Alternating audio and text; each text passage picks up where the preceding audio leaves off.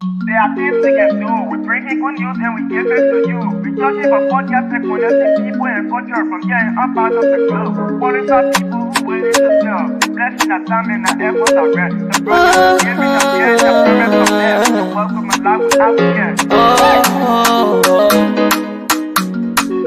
A lyrical Master. Play Paris who make on you. I can't Sktv-Lib. Say my journey, Tina can I say my yamo. And yes, I know money. And more I know. And you love me. More I know. Sktv, the best in Liberia.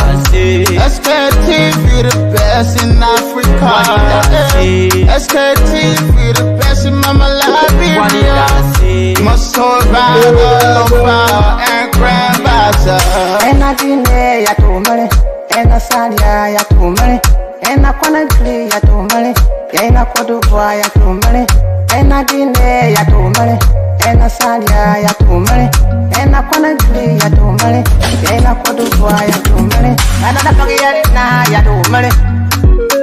That's the baby, and I don't get it now.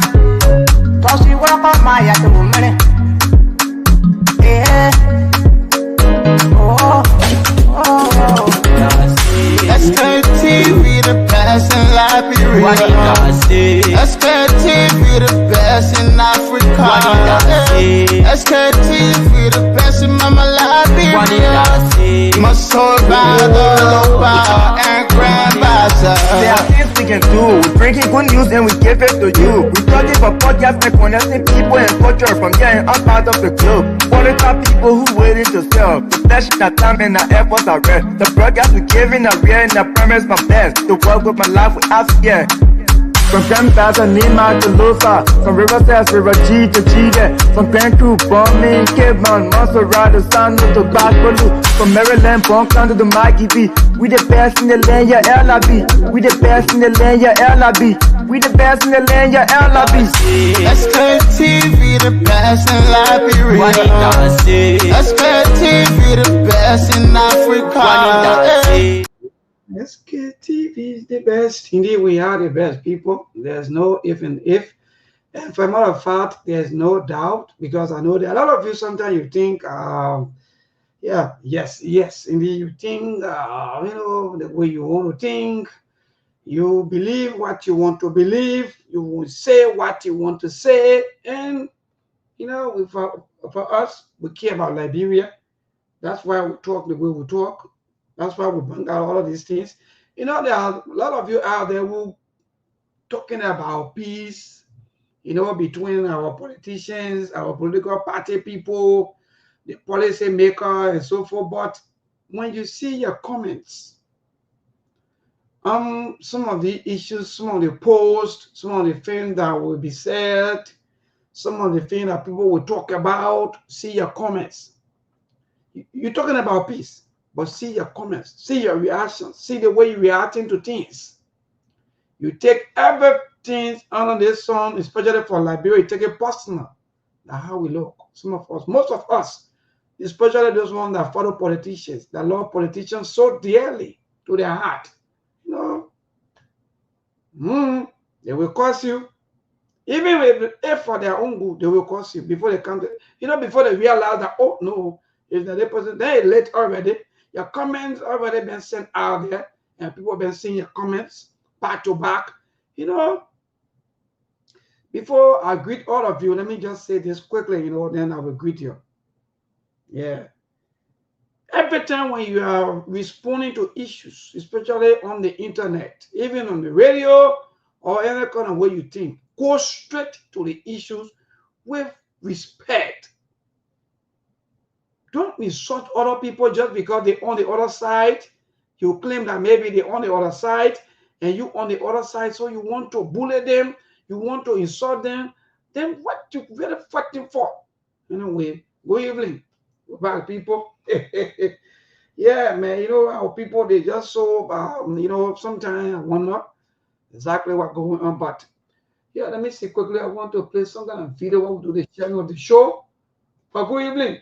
The rest of the team will be here with us this evening, and Mr. Connor will be here with us, Mr. Dollar, Brother Aliyu Ayisha, and Mark will be here with us on this beautiful Wednesday, the 10th of December. For a matter of fact, we're going 5 minutes into the show time. And please, share the show, people. That's the best thing to do. Let us share the show together. Share the show in all of your groups, chat room you're in. Share the show there. Even if the people that don't want to see us, who put us on red line, share the show there. You know, because we're all fighting for better Liberia.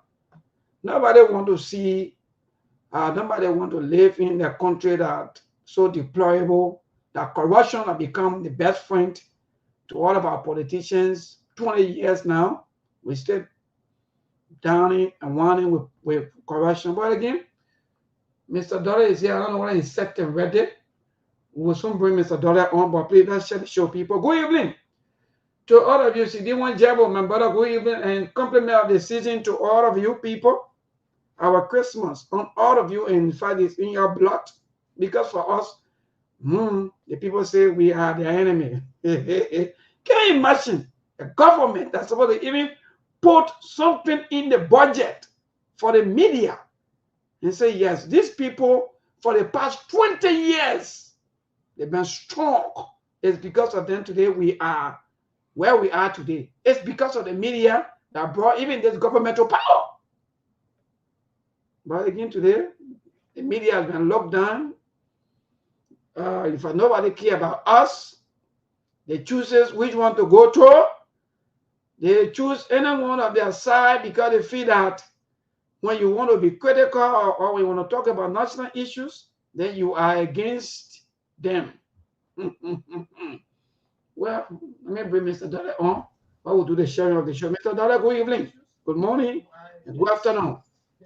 Yeah, good evening, everyone. How you been doing tonight? I'm glad to be with you, fella. Yeah, well, I'm doing great, Mr. Dollar. Thank God for life. Let's do the sharing of the show before we can delve into all of our major talking here today. But what's up? What say you've been away for a little time, and I guess you've been following some of the happening. What would do the sharing of the show? What are some of the things that maybe that you passed through during the time? Uh, to be honest, the thing that really baffled me in the whole of this week is the information I'm getting from Liberia concerning about the the establishments of 14 additional lawmaker slot. So that I don't see any sense in them doing it, because if someone want to establish something like that, I think this will be a criteria to undertake. And I didn't see anything like that. They just talk among themselves and they come up with something which is I personally consider it as a kangaroo activity. So they had no business creating a slot without going through the formality by having sanction on the populations of those areas that you people are creating additional slot. So that's been very Well, shocking to thank you, me. Mr. Dollar. Even though, let me just say this, that since I was done, I think 2022, that from that bad drop, I think that from where they are creating this seat, I just wanted to make that correction that there was census in 2022. So yeah, thank you. We will delve more into that as we go along with the show. But Ali, good evening and welcome. Good afternoon, Mr. Dolly. Good afternoon, Maybong. Good afternoon to our listening audience and followers. And you must be glad to be here this afternoon. How's Mama Labira? Thank you. We are doing great. Mama Liberia is okay. It's sunny out here in Liberia. Today is the 10th of December. Our people are gearing up for the festive seasons and so forth. Yeah, we have been good with all of the news yesterday evening. The 125 or people say 124, but I think it's $125 million MOU agreement between the Liberian government and that of the U.S. That news break up, and Liberia was celebrating when it comes to the issue of grant, or maybe sorry, of some of the news coming up about helping our society, especially from the health sector. So yes, indeed, that news was great. And later on again, during the morning hour, we start hearing about our government. Sometimes they do these things like they are teasing their people, or they want to break out some news. They say big news is coming, and then news will send shock wave to everyone. Everyone will be shocked. So we've been hearing that maybe later on today, the MCC will likely approved the $500 million because, mind you, they said that Liberia is eligible, but then they've been doing their own assessments back to back to know what are some of the lapses and so forth. But these are news that we've been hearing from the corridor. It haven't yet been confirmed as to whether Liberia will receive or not the MCC grant or the MCC, or as you may call it. But these are news that we've been hearing in the corridors, and people are taking, as you may call, people are not taking glory. The opposition, they are taking glory. The ruling party, they are also taking glory. So, my brother, so far, I think these are some of the happening back home here in Liberia, with the exception of the 14 districts that have been set aside or that have been talked about to the lower house. That also bring out, in fact, that spark of mixed reactions from the public, even including some lawmakers having their own take into the situation about creating additional 14 districts or seats for lawmakers or for lower house. That would be a huge burden for the Liberian people. These are some of the reactions coming from the public, and all I say is good because of the population. The people should be well represented, and so on, back to back. So far, so good. These are major happening back home, and our people, they are going about with on their normal business or business in my better. But brother Ali, Mark, good evening and good morning. What's going on? SKTV, nice to be here. Midweek edition of SKTV. Share the show, please. We will be discussing some in-depth topic, speculating in the media concerning this. I think the trending news is this of 14 additional seats added from the so-called census, and the whole issue of aid and MCC grant. And yesterday I did a little background check on the State Department website concerning this $124 million healthcare something, because it sounds to me most like a protocol for another pandemic when you go to the original content that is on the State Department website. Because when you talk about you're talking about disease surveillance, outbreak response capacity, and you talk about something they call strengthening the healthcare system, and they're doing blood draw for people, blood sample. That's not something I'm comfortable with, but I'm not the one in government. I'm not the one to make a decision. It just sounds a little bit fishy to me. And it's a very short update that they put on the State Department website in America. We'll read it to the audience here so they get an idea as to what is happening. And I'm not a fan of Samuel Jackson or anything, but Samuel Jackson said something. He said, you are celebrating $124 million for 5 years, which is technically $24 million in a year. But the last time I checked in 2022, the same people gave up $55 million in the name of improving the healthcare outcome in Liberia or Georgia. So what were the outcome?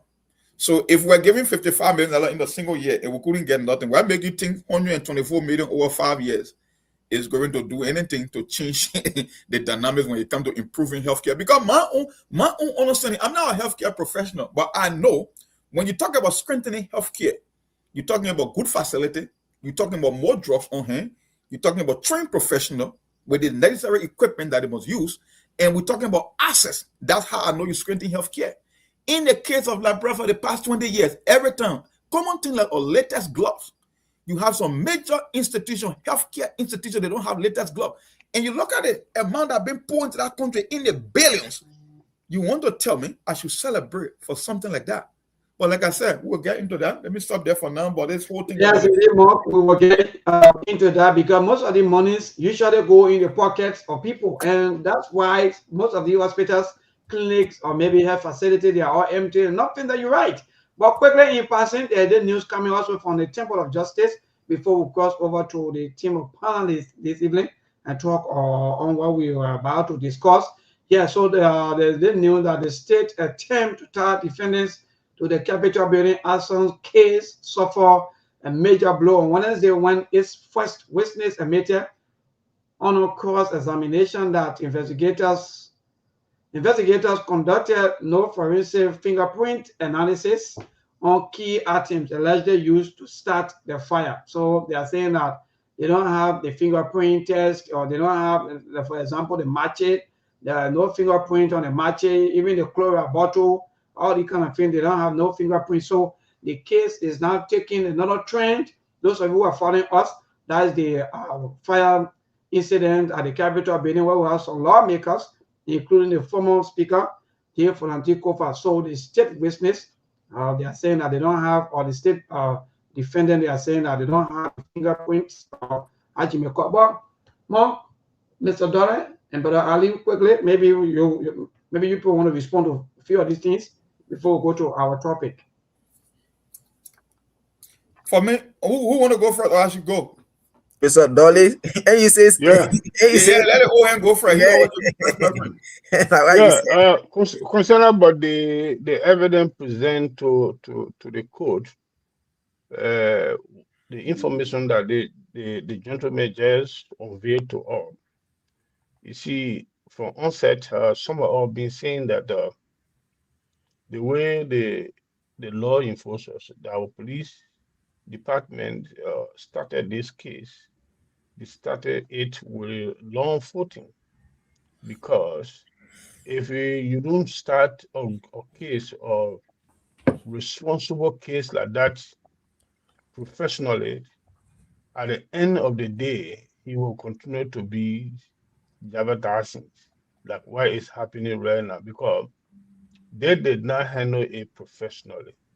More specialists, the way they went on the crime scene and the way they perform on the crime scene, and they do a lot of cherry pickings on the crime scene. They begin to perform like a party police. They were under specialist instruction what to be done. And they were not given the independent mind to decide or perform independently, to do their job professionally. So for this reason, we'll always see this kind of information concerning about the fire incident at the Capitol building.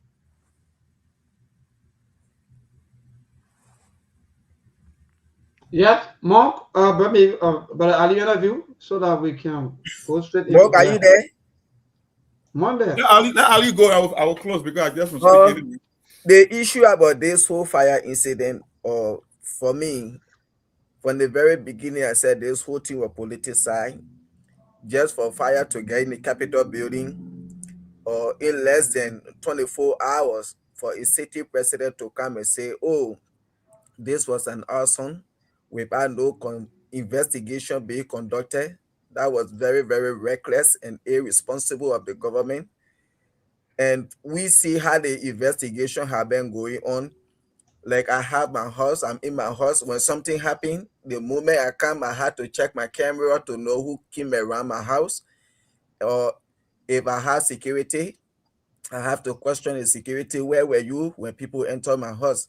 For you to have the Capitol building, when the Inspector General of the Liberian National Police, Gregory, told the Liberian people that the building was well protected, and people went into the building and set it ablaze. Before then, people went in the building, they removed chairs from there before putting the place on fire. All of these things happened, and people who were to their houses, they were the one called for investigation. Today, they are still behind bars, and nobody heard anything about those security at the building being. So for me, I knew this whole thing was just about getting rid of Fonati Kofa. The president should be accomplished. and the investigation should go in favor of the president. But you know, sometimes this thing happen and God is behind the truth. Because I want listening to one of the defending lawyer, I think Mr. Johnson, when he was talking, they will need to brief all of these things of fingerprint. These are things that they will have to bring, because my brother, I don't want to waste my time. This case is a political case. Whatsoever the government want to do is up to them. But one thing I know, those evidence is supposed to produce in court to really have those people guilty or prosecuted. I don't think the government have it. Thank you. Yes, Mark. I've taken your position on the file on the arson case in the legislature. For me, I believe it's a waste of time. These people, they are less busy. They are not interested in bringing about a result. They are always in the business of manufacturing crisis. Every time they manufacture a crisis, they believe it's money making. Somebody is going to eat something from that. The last time I checked, I told you guys, look at the timing of the occurrence, the event itself. Look at how the president and the people in the executive came and tinted the investigation by taking the side before even an investigation was conducted. The next thing you know, they hire forensic expert. Everything costs money. You brought a forensic expert to make recommendation. We need to tell them that you couldn't find fingerprint of chloride bottle and you can have found a match. But like, do I look stupid to you? All these things, they are a waste of time. They are about stealing. They're not interested. I already told you guys who caused that fire from day one. I'm not going to change my position. So the whole idea about discussing now capital bailing thing, man, I'm not interested in that conversation. It's just that we want to show and you ask the question, I'm going to respond. But I've taken the position long in advance before even your forensic fire expert could hit the ground in Liberia. It's a waste of time. And at the end of the day, there is no outcome as always in Liberia. Every time they conduct an investigation, they will take the investigation and you won't have a definitive outcome for the investigation. They just keep you in suspense and that's it. It will die a natural death like everything else. Wonderful. That's good. So people, thanks to all of you for your response. And I hope and pray that all goes well and Liberia will get justice, because, mind you, though, at the end of the day, it's about our country getting justice. But the most stated, if politics, but are they saying that if everything is not about politics, it's about reality and truth and everything, then we'll get justice. But Mark, you and Mr. Dollar, let's move on now to our topic for today. It is interesting, and Mark sent me a piece, and this is interesting that every time we will wait for international partners, we will wait for people to come and give us aid. But we have the resources, we have the money, we have everything here that we think we can live on, even for these people to even come and even, or in fact, or to even give them loan. But instead, they are the one spoon feeding us, and all of the monies, trillions, billions, no here, no tea. Let me just say in the simplest form, most of the help that the people are giving to us, we don't know where the helps are going, but every time they want the people to celebrate, they want their people to jubilate, they want to use these things as political maybe expediency, or maybe to get some support and so forth. But Monk, let's go back with the $124 million or $25 million that maybe you people did a calculation, you say it'll be $24 million every year. And we have almost the budget. I'm getting unconfirmed report that maybe hopefully by Friday, the budget will be passed. And I'm hearing that it may be somewhere around 1.5 billion.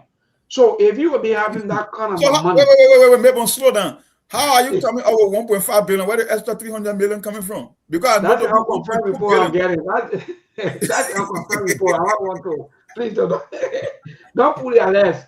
Let's just observe and let's just wait. But I'm hearing more. But you're right. I don't know where they're coming from. I don't know where they're going to get it from. But again, that's it. But I'm going to move on to the $124 million or MOU. Because, you know, more, and let's make this clear today for our people, those of people who have the kind of more, knowledge about the MOU, these agreements, and so forth, so our people can know, so that they can be educated. Because even those ones are even also educated, they claim not to be, or maybe to know these things because they want to use this thing for political gain. But Mom, let's start with you, or maybe we want to start with Mr. Dollar. I said the old hand will always give first preference when we on the show, so that the order of operation. I think I only like Ali, so Ali will be the last. All right, to be realistic, something have to do with being a baker at all time. is very, very diminishing the integrities of a human being. And the Liberian government have always been, knowing of baking. And when we have everything we deserve to have, and we misusing it, we have timber, the whole world need them. We have iron ore, the world need it. We got diamond, the world need it. We have gold, we have world need it. Even the sea alone, some country in a African setting or some other country doesn't have a seaport and it's surviving frankly.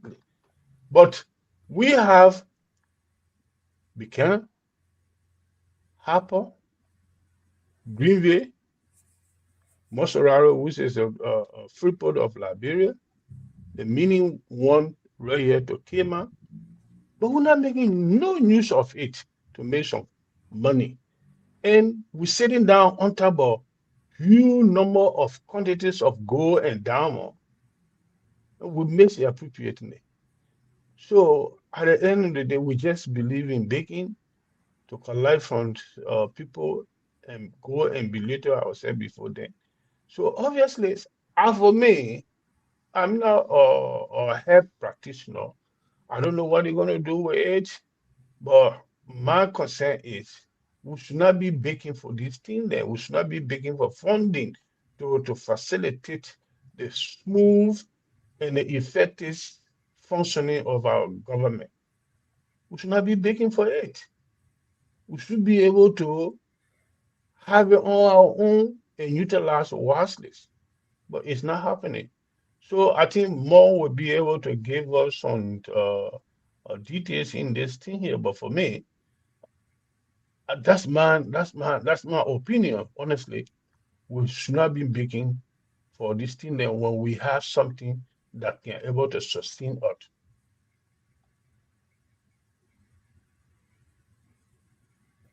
Thank you, Mark. So you're listening to the old man. Uh-huh. I think you can take it from there then, but Aliu, then myself, I come because you sent me some kind of video, Monk, and I watched Yeah. the video before the show. I feel Mhm. so bad, but go ahead, my dear brother.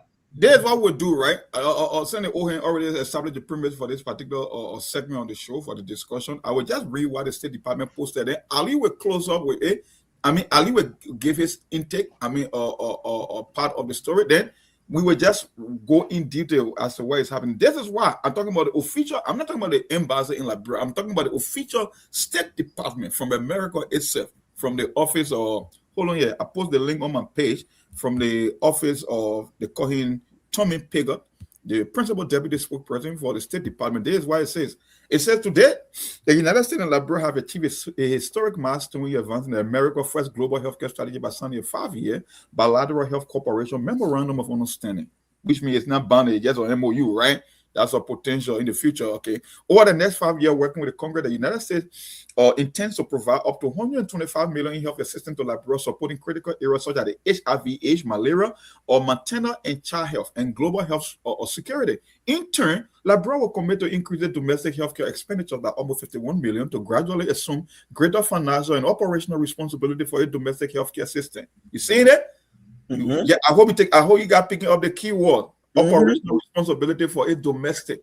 Okay, the $176 million bilateral MOU will accelerate Liberia's transition towards self-reliance and sustainability, ultimately saving U.S. taxpayers and securing long-term health outcomes. Liberia has demonstrated remarkable progress over the past decade, including significant strides towards the 95-95 goal for controlling HIV. And the last time I checked, they were the same when I told us that the HIV pandemic or epidemic is on the rise in Liberia, right? You can remember maybe a few days ago, we're talking about the HIV, how it's spreading, but they are telling all over the past decade, we have made significant strides. You see the contradiction I'm telling you here? Okay. These achievements represent Liberia's resilience and resolve, positioning the nation to assume full ownership of its healthcare system to overcome the redundancy and inefficiency that are inherent in the NGO model. Maybe, what do you want me to say? So total contradiction. Now, when you read the intent from the embassy and the memorandum of understanding in Liberia versus data on the State Department, how can you convince me that over the 10 years, Liberia have made significant strides when it comes to fighting HIV and we are strengthening our healthcare sector in Liberia? Yeah, can you make that case? Even reducing malaria, they're talking about even reducing malaria. Malaria, over 30%. When we are is, dying almost every day from malaria. Ali, you take on them, we'll come back, we'll do a second round based on what we just read. It's sad. Yes, that's the contradiction in the whole thing. When you pull up, when I saw your post today, myself, I went through it and I say this is something that is alarming, because just quite recently we saw that the AIDS has increased in Liberia up to 36,000 in Melbourne. Okay, and you in Liberia there, or Mr. Dolly or Monk and I here, most of the time, the moment you call your people, oh yes, I suffer from malaria, I suffer from typhoid, and they are telling us that malaria have reduced to 30%. And this is a MOU. Okay, this is something that they intend to do, so that tomorrow Liberia, they had to make some commitment that they themselves they able to like 125,000 they are going to give to them. They had to do some commitment to it, like about 51,000, which will be 176, so that they can be able to take care of their own health sector now instead of depending on America. But these are some of the things. There are a lot of contradiction there, and people are celebrating. Yes, if we can be having the $1.2 billion budget, and then we want to be celebrating 125 million from America. When are we going to stop this dependency syndrome as 178 years old country with all the natural resources we have? We cannot do anything for ourselves. We only depend on grant. We only depend on aid help from other countries. This is not anything good for us. And we don't know the consequences that we are hearing about taking people or health data and all of these things into this agreement. You and I know in America here, even when it comes to your health, your information, sometimes even if you say you don't want your wife to know, she's not going to know about it. It is only for you alone. You sign consent form for all of those things. And these are things we are hearing about this agreement. I think Kenya, they too, there are people, they are so concerned about the answer how many $1 billion that their government will receive and going to be giving their health data, all of these things, the citizen. So, but this is it. We want to see the people to better explain this to the Liberian people, let them already know the 125 million, the MOU, what is ready in the MOU, let they explain to Liberian people. Let it be aware of the outcome in the future of what is going to happen. That's all. Maybe on they say the AIDS are reducing the country. So the people say that Liberia have demonstrated remarkable progress. Those of you who are listening, maybe you will say more or maybe moving faster. But what they are saying here is that they've gone time. That means the HIV report that come up. More, and what they feel like even looking funny to me is the Ministry of Health people, they even sitting there and they're clapping. So then when you put out the kind of reports that Liberia have, in fact, they have HIV rate, or maybe the alcohol stuff has not increased to 36,000. You bring out the data. If you read the document, the one thing, only the few words and the key words I was picking out from the little announcement being made. You are telling me over the past 10 years, Liberia have made significant impact. But every time when our public officials sneezes or catches the flu, they are on the airplane to Ghana. And you want to tell me here that we are making impact in our healthcare system. Then the second thing they say in their own report, when it comes to controlling the HIV and malaria, right? But I know the situation getting worse because you guys came up with another report that contradicted what you are saying. Then the one that pisses me off the most, I'm not blaming the U.S. government. We all in the U.S. They're not responsible more. It's our government responsibility. Let's know what they say. They say these achievements represent Liberia's resilience and resolve, positioning the nation to assume full responsibility. But someone cannot take full responsibility when you keep propping them off. So there's another contradiction. If you want for us to assume full responsibility, we should make our own assessment to know where the lapses are to make improvement. But every time you come to play savior for us, then we cannot assume responsibility. So then they say to position a nation to assume full responsibility for a healthcare system and to overcome the redundancy and inefficiency that are inherent in the NGO. The redundancy. Okay, now you're telling me now, after years, after decades, that the NGO model is a failure. And the NGO model are the one that have been propping up the government. So how can you tell me the government will ever in history make progress? The NGO model you have been using for more than 50 years, you are telling me now it's a failure and you want for us to transition to become responsible, to assume our own responsibility. But here you are coming again with another or basket or candidate to come and prop the government up. So tell me, the true intent here, I don't think you want us to be responsible in taking care of our own healthcare system. I'm not saying that we don't need aid or we don't need help. But how long you keep helping? Should we blame these people more? Because sometimes some of these things too, these people, they are doing all of these things just because of their interest, and they don't want you to feel bad. Maybe when they want to get certain things done and so forth, so they don't want you to feel bad. So the only way is maybe to prep you up with some kind of thing, maybe that will shake you up a little bit. You see how Liberians, in fact, you see how the government was celebrating 125 million that will come in 5 years' time. Yeah. Like in fact, like they coming today. So you see how they were celebrating, right? So the same way with the accelerometer 200 million over 25 years. Technically, only 8 million. What can 8 million do for you at the end of the day? For a whole country. So Africa, we don't know when we will graduate from this thing. But again, the people say that we're doing well when it comes to the issue of controlling HIV and AIDS. So those of you out there, I think we're doing well. Then also when it comes to money, but you know more. Look, let me frank. I think this report or maybe these statements that were made, it's just an interest. But because if these statements are real, then that means most of these statistics have been taken down. Maybe the people, they don't believe maybe in some of these statistics. Because if malaria in Liberia, if you go to almost all of the health facilities, the major issue that you always hear from people is malaria. It's malaria. So for them to come here and tell us that we're doing well also in the issue of malaria, well, that won't confuse you, right? For the past 2 years, you make significant strides. Maybe, you know, to be, look here, this thing is an open, something, open secrets in a human society. You see, the malaria is something that comes basically based on dirtiness. When the streets are dirty, the mosquito flowing up and down, and people can be contaminated with malaria. But if you don't make your cities clean, definitely we'll all be having that problem. That malaria problem will always be existing because the deaths, if you go anywhere today, all the important institutions and things in the gathering areas are packed with so many deaths. The city ordinary people are not working. So the citizens themselves are not serious about their own health problem. You know, all this kind of thing then it causes serious problem. So malaria will always exist so long we don't keep our city then clean.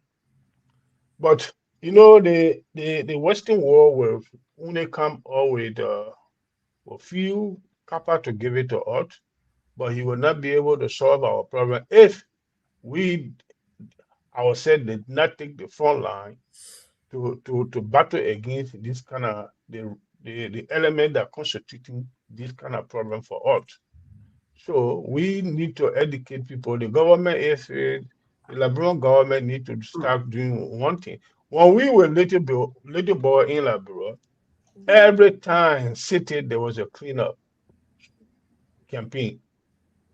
They used to have health and sanitation officers patrolling every corner of the street to find out whether people waste dirty water on the street, whether people put dirt on the street, and here and there. When they catch you putting dirt or dirty water on the street, they fine you for it. So at the end of the day, people need to be very, very careful how to maintain this thing there. But it's not happening anymore in that country. So all this thing there is a recipe to malaria. So we need to educate our people. The government need to step up. Mr. Dada, to that, I think they have got the issue of dirtiness or not being clean. It's just that Africa is our motto. That one is just part of our life because look, Mr. Dada Lemon just stated that by the time our leaders, by the time their health maybe start to hurt a little bit, the first thing they want to get out of the country because they already know the system. They already know that the system is piled off, the system is dirty. Everywhere you pass, the air, even the air that we consume in here and there, all the kind of things, they are all dirty because most of the places people are not doing their work. Even if you go red light, how people will not get malaria? Go red light right now. So even if for this statistic or maybe for the kind of information to come out, well, like I said, some of us will not come here and say this, but will tell the people that some of the information for me, I challenge some of the information that is not true. That we just got a report that the HIV rates just increased to 36,000 in the country. 36,000. So for you to come here and tell me that Liberia doing well when it comes to the fight of HIV, well, then that would be no. For all that HIV rate, you got to take something into consideration. That's not even the real number. I get an estimate based on people that they have tested. So think about those with the disease that haven't been tested and how fast they are spreading it. So maybe when you look at the real number, it may be more than 125 or 150,000 nationwide. It could be worse than that because they are using that information. They are giving that information based on the data that they have collected. But not too many people test for HIV. Like the same way we cover the article from Front Page Africa about the diabetes and people dying from depression. Most people are walking with sicknesses that they don't know because they haven't been tested. So when they are telling you it's spread to 36,000, then you will multiply that number by at least 4 or 5. So we are talking about 130, 140,000 in that range. And spreading. And that's the part, Mark, you're right, 100%. Because most of us, we don't even go for even checkup. Most of us, we don't even go to hospitals. We don't even go to the clinics. Nope, you don't check regularly. Until when we are sick, maybe if I will go, maybe if some of us even buy drugs, go to the pharmacy and buy medicine and say, okay, I'm not feeling well, I'm malaria. If you have malaria, because we don't want to do checkup. In Africa, people don't like rubber. You know that already. I know many they eating a punchi with our rubber, so you but know the kind of the rate of with the issue. Let's go back to the money aspect, Monk. Poor country, or should I say rich country, but poor people. That bring us back to this money. Every time when international partner give us little, money, you always say it's a drop, right? Little something like it's a drop in the pocket. Good, and we celebrate it more than even our own resources that we struggle for or that we work hard to earn, and at the end of the day we share our risk. Like for example, if you put all of the president, the vice president, the speaker, the deputy speaker, the senate president, we put all that budget together right now, everything is around 11 million. 11 million. But you are happy for other taxpayer money that they will give to you. Every time you are going to celebrate this money, and at the end of the month, this money may not go impact in the life of our people. So, Mr. Dollar, let me start with you. Why we always celebrating this $8,000 here and there, and at the end of the day, we ourselves will have our own money, but we prefer, like for example, maybe I have a salary. I can manage my salary well. How sure are you that when you give me money, I will manage? Yeah. Listen. To be honest, you can see the activity of our peoples is great. More especially, we just believe in baking. We just believe in baking.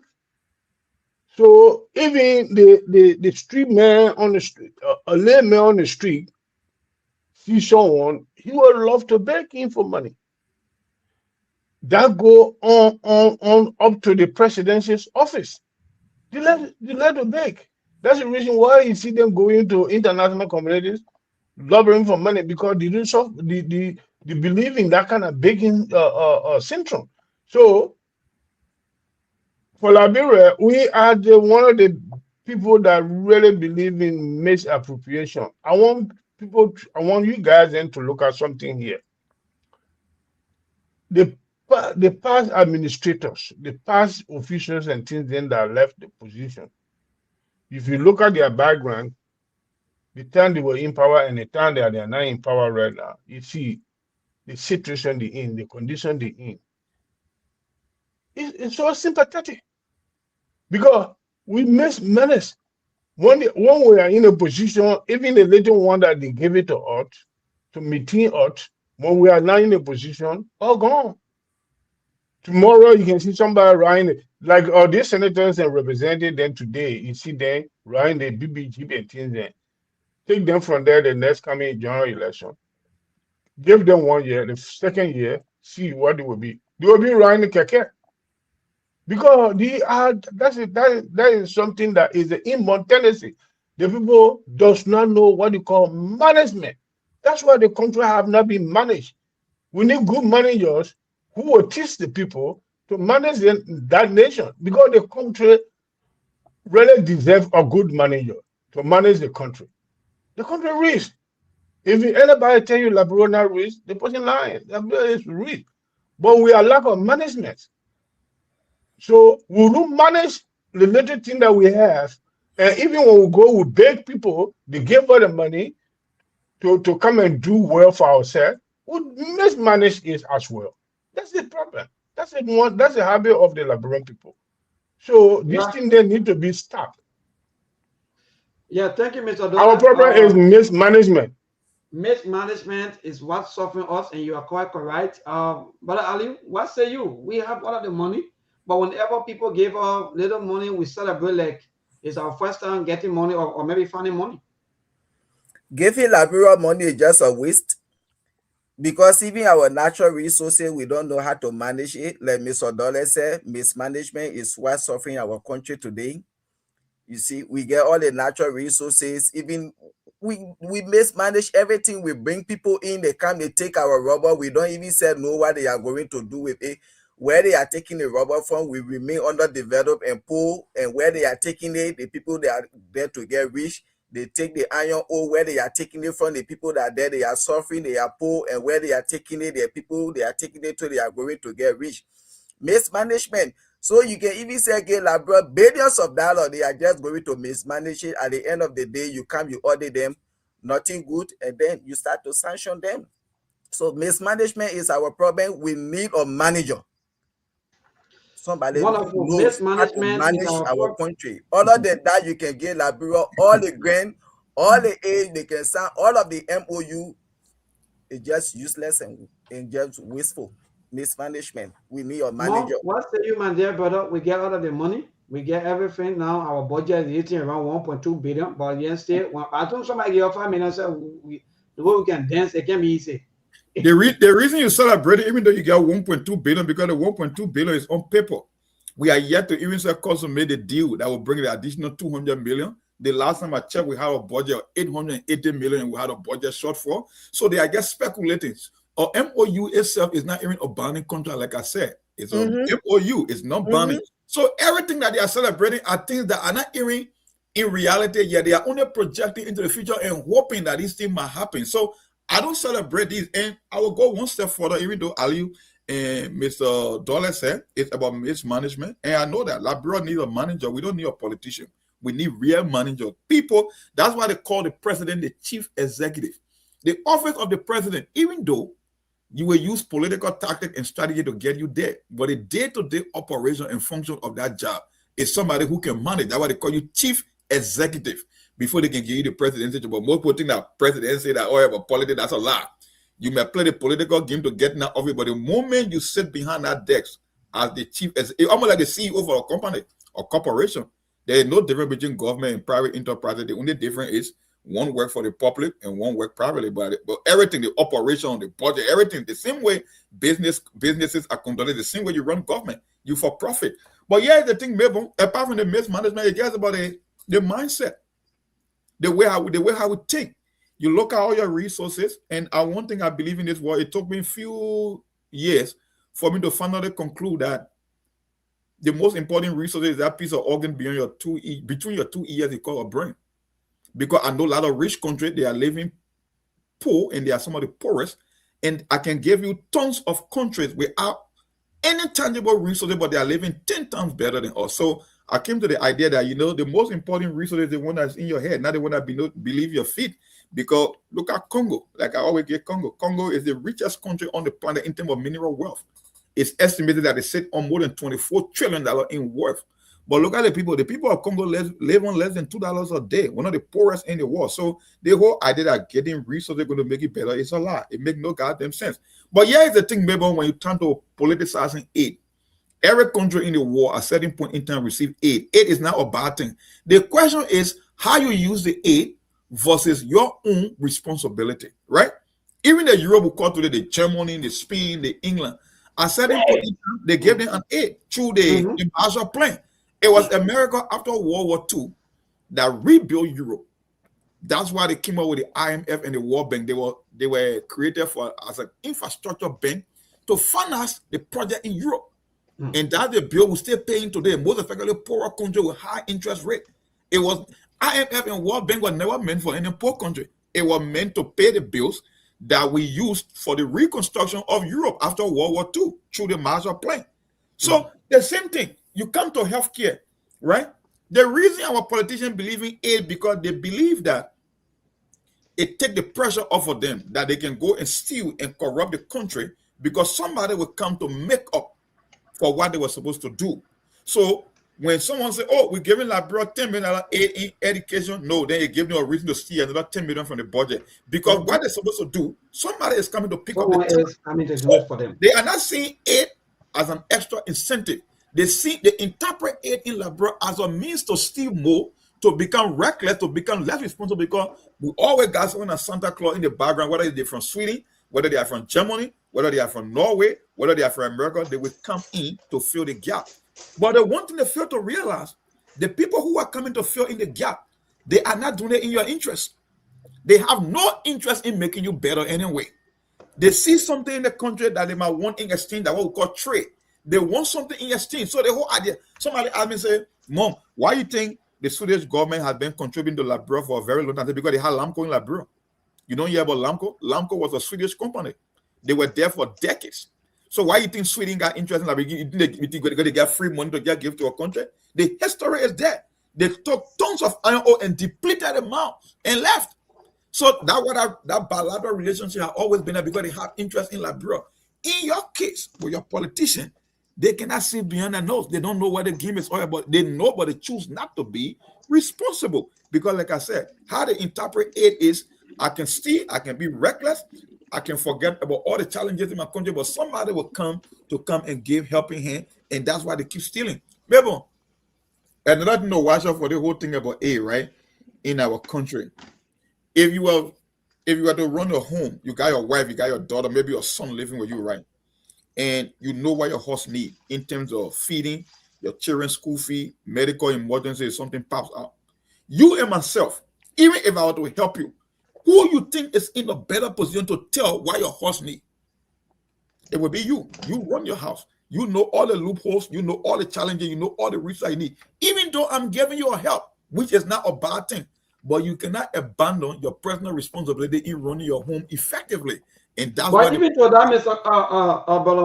If I'm wrong, even to that, almost all of the lawmakers, in fact, all of the government officials, if you have issues, like for example, even if you call and you have issues, the first thing that what they will tell you. But what you have, even the Jesus Christ, those of us from the Christian, background, right? Jesus Christ just go out and produce fish and bread, and they know. No. But I don't know. Africa, Jesus. It's the mentality. That's why in the war, people don't respect Africa. That's what they believe, because they believe the moment we said the thing yesterday, Ali on the show. The moment you tell the average Westerner or someone from any part of the way from Africa, they be like, you're dumb. Mm-hmm. That's how they can think. They associate with poverty. That people who can think, people who can be self-reliant, they're always looking for help. They always blaming somebody. That's how they interpret the whole continent. Even though, that's what I'm saying, if you have a continent with 54 independent states and less than 10 are doing okay, then the people are right to stereotype us because we cannot show no success story. The same thing happening in your country right now, Mabel. Right? It happening in your healthcare, in your education, in your infrastructure. Everything you are looking for international partner. Even when it comes to things relating to your own constitution, then why you want to be an independent state? jetting the country back to a colonial master, let them run it. Because even your own law, oh, we're going to the international partner. International partner after 187 years? I mean, 178 years? Does that even make any sense when it comes to your own law? Your lawmaker can abuse you, they can disrespect your constitution, and at the end of the day, you telling me you want to get the input of international partner? Yeah. And maybe let me get end with this, right? Yeah, of course, The yeah. last, the second to the last, which one? They was you go back into the MOU. No, not the MOU. When we talk about the trash and sanitation, the guy who said that the interior is better than in the city because of the filth. It was Makare. They told you they went out playing basketball with we are right. He didn't want me that statement because don't forget he served as a Peace Corps volunteer in Liberia before. So he was the one that came out that when you go in the interior is better in terms of sanitation than in the city, the capital city, because he was talking about the trash all over the street. And we're talking about the thing about malaria and sanitation. But these same people are telling you you are making improvement in sanitation and malaria. How does that even make sense? America eliminated malaria in 1951. How they did it? They came out with a drainage system. All that drainages are covered. You don't see open sewage in America. They make sure that streets are well cleaned, including your home. You must pay bills every month for the trash man to come and remove your trash. They use spray and insecticide. You come to my country, they say embassy, you criticize my country as being a filthy, one of the dirtiest country in the world. But then you are telling me over the past 10 years we are making significant impact when it comes to sanitation. Like, which one you want me to believe? But I can't blame them. They are not responsible for Liberia. We are responsible for ourselves. But let me stop. Indeed, Mark, and that Let me add to what Monk just said. Let me bring something to our attention. You see, the little tiny little country right here they call Rwanda. The country where I am right now, England, all are yearning to Rwanda. When you go to Rwanda, the way the people behave themselves, people begin to respect them and classify them as a responsible people.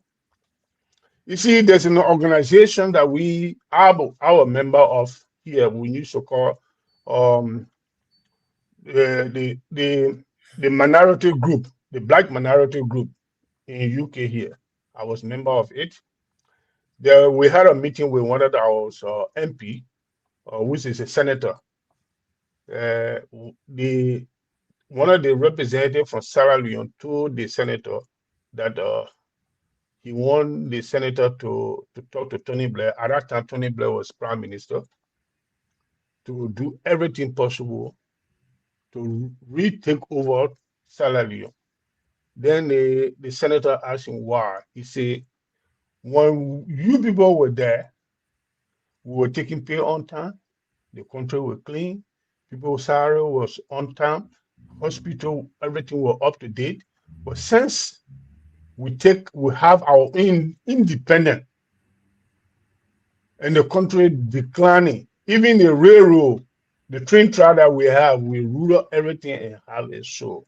So there's no sense of we becoming independent when we cannot even manage ourselves. So it's better for you people to go.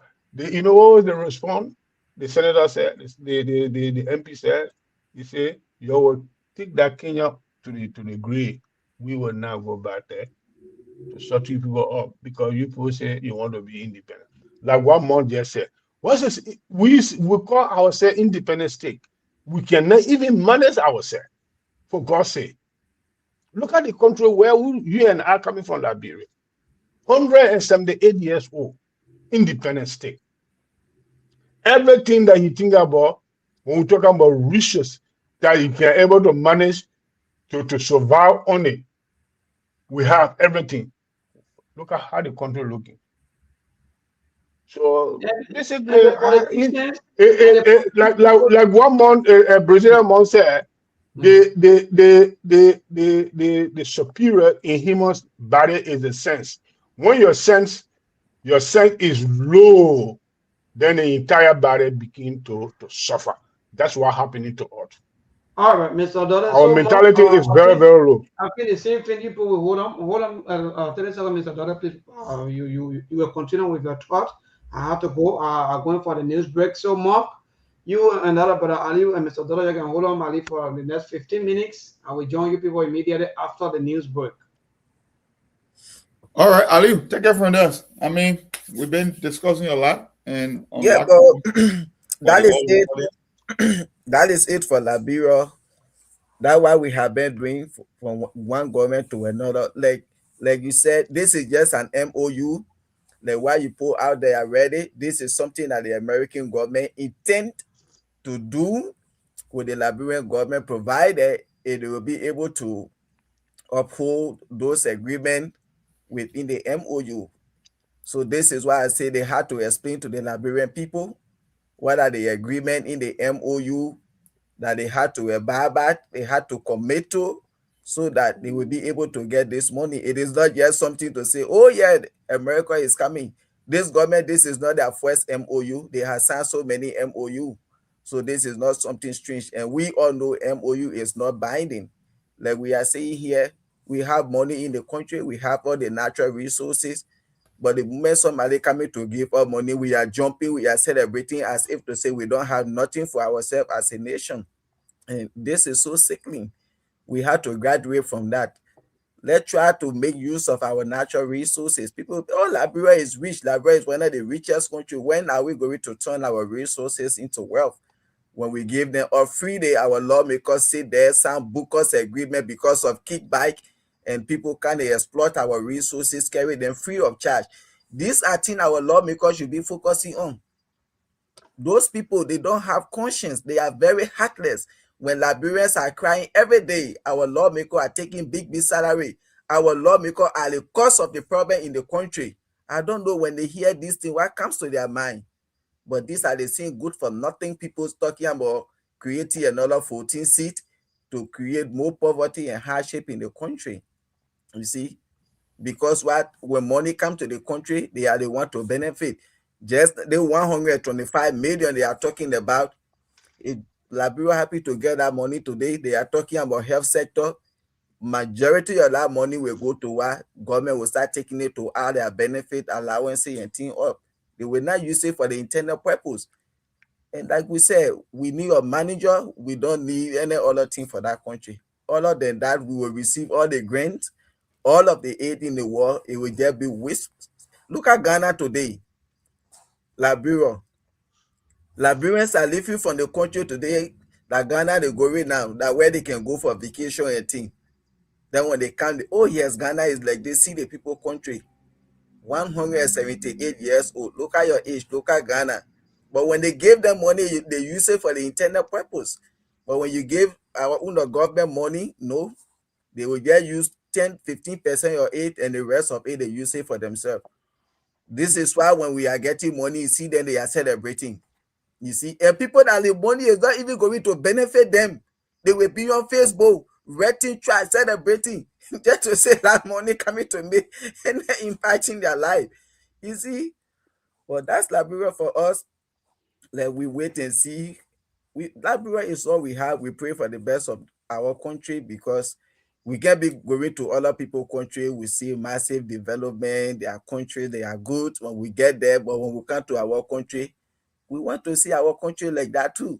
But when we get our leaders, once they get there, they decide to forget about all of these things. They only focus on themselves while they will carry with them when they leave in office.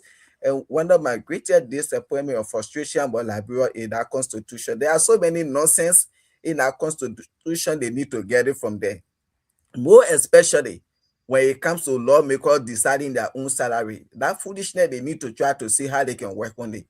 And the foolishness that once a president wasn't impeached, he says for 6 years, whatsoever he does, he go tomorrow when he leave office, he can be held accountable. There are other African countries we know around the world today, their former leaders are facing some corruption charges.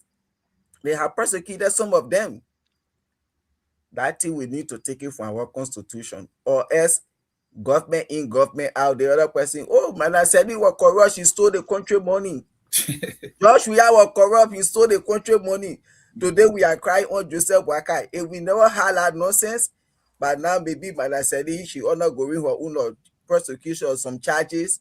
Josh, we are honor going her own. So when Waka too come, he will be thinking, because it will be like a precedent.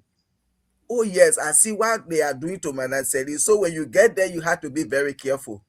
Oh, I see what they are doing to George. We are Joseph Boakai there. I had to be careful because I'm not exempted. They come after me tomorrow. That's one of my greatest disappointment. That nonsense they had to take it from the Constitution.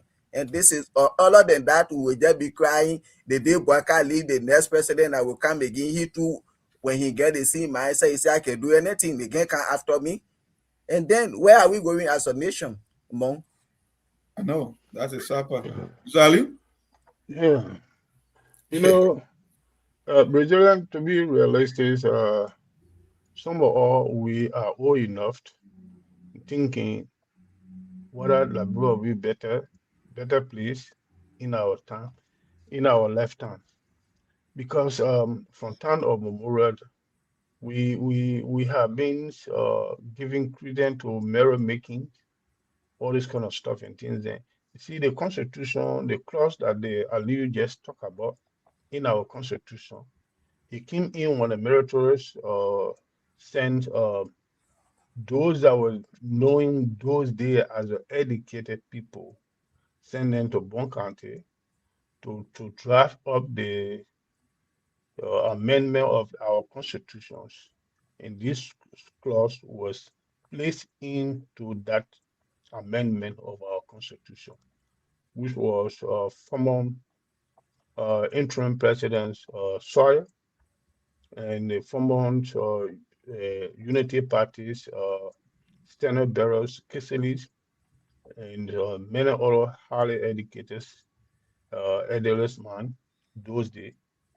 They went over and sat down and put such a nonsense in our constitution that is still hanging on our neck today. You see, the people that will make that clause to come out is the citizens themselves. But the citizens themselves, majorities of our people, the voters today in our country, these are the people that were born during the war. Did you know what they call normality? You don't know anything they call normality. Those that's there were born before the war. They were teenagers. They were at the age of 5 or 4, 6, something like that. They knew nothing.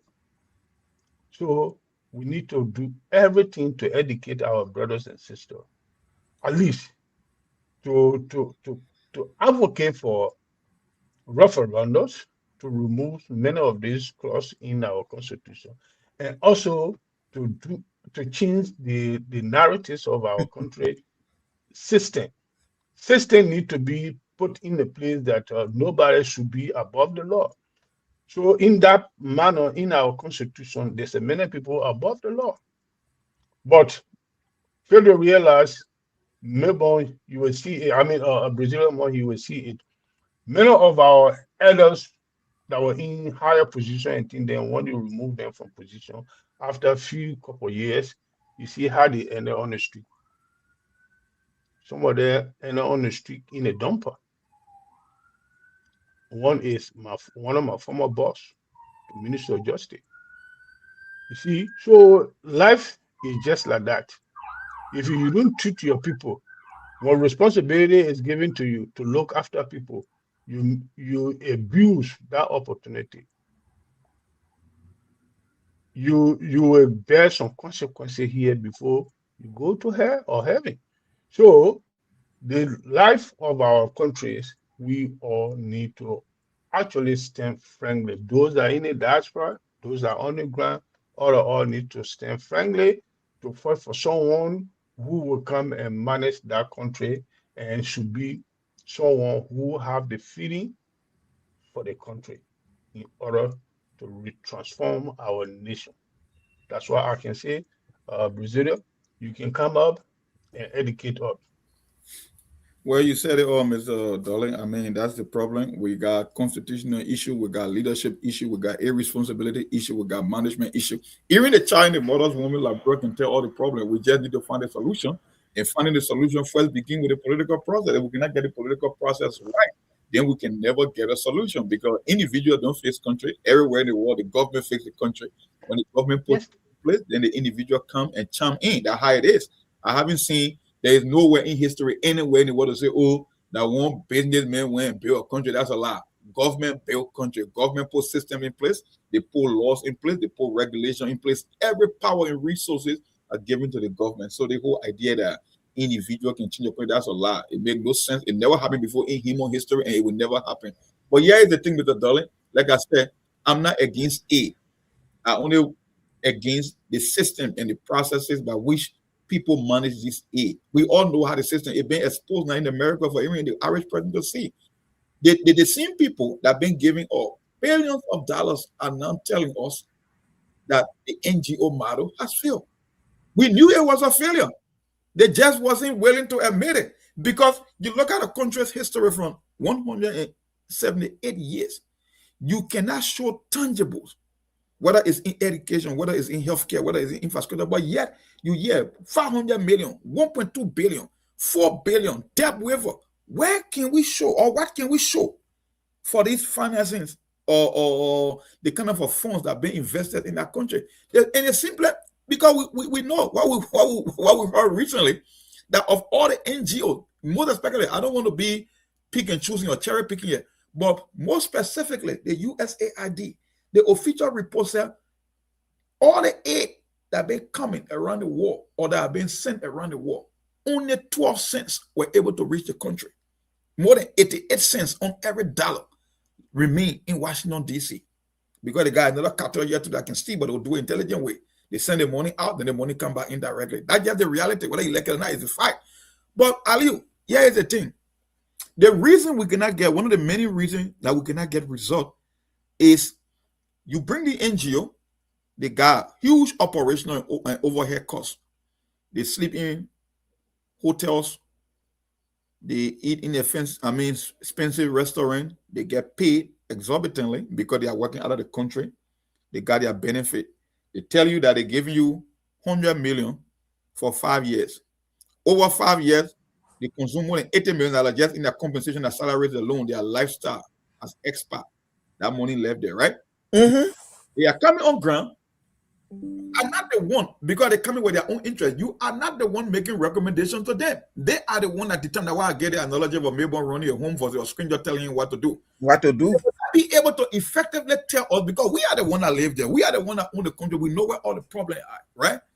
But when a stranger come to your country and make recommendations after eating maybe 75 or 80% of the so-called loan money in operating costs, how can you make impact? That's why you can hear the money, but you can see the outcome. All the hospital, no drugs. Mm-hmm. You see your hospital wall. Look at it. I saw something from that Emirate Hospital. The mold that was growing on the wall. You see the bathroom, nasty looking. That's the last hospital have been abandoned. Yes. And you tell me that you're giving 120, 400 million, 500 million. We can't see anything because the system was meant just to keep you in that range. That's just why it's horrible. But here's the thing. When you come to the Western world, you don't hear them talking about aid. Everything you hear them talking about, taxpayer fund, taxpayer money. One time I asked one of my former co-worker, older man, Norwegian American, I used to pick a brain. He's a former retired, military intelligence officer. They call him Allen. I will get called his friend name. I said, Allen, why you guys always talk about taxpayer? He said, because Cyrus, when taxpayer find out something, then the government is held accountable. They must give account because it's the people's money. So every project that they don't take, they got to give account. When you take aid money is easy to be stolen because it's not coming from the taxpayer pocket. They don't know who's bringing this money. They don't know how the money is entering the country. Somebody at the top can take 1 billion and just walk away, 2 million. But when taxpayer fund a project, whether it's at the local level, the city level, you got to give them accountability. That's why they got information. They got something they call freedom of information. Any project the state takes on or the city, they go to the city council office, they got a document there, the procurement, how much they spend, because why they know that taxpayer money. And anything taxpayer contribute to, you are susceptible to give them account of how you spend money. You cannot do that for aid. That's the problem in Liberia and Africa as a whole.